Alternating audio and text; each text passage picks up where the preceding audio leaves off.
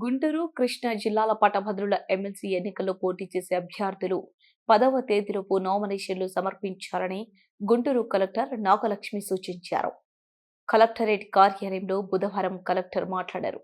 11వ తేదీన స్క్రూటినీ, అదే రోజు సాయంత్రం అభ్యర్థుల ప్రకటన జరుగుతుందని చెప్పారు. 27న ఎన్నికలు ఉదయం 8 గంటల నుంచి సాయంత్రం 4 గంటల వరకు జరుగుతాయన్నారు.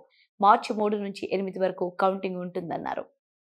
అంటే ట్యూస్డే ఫిబ్రవరి స్క్రూటినీ కార్యక్రమం ఇక్కడ కలెక్టరేట్ లో వీడియో కాన్ఫరెన్స్ హాల్లో జరుగుతుంది.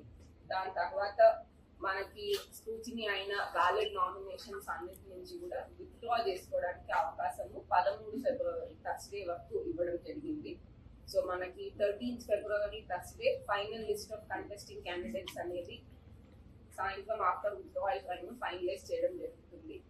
దీని తర్వాత మనకి యాక్చువల్ పోలింగ్ డేట్ వచ్చి 27th February and polling time వచ్చి మార్నింగ్ 8 o'clock నుంచి ఈవినింగ్ 4 o'clock వరకు. తర్వాత కౌంటింగ్ ప్రక్రియ అనేది 3rd మార్చ్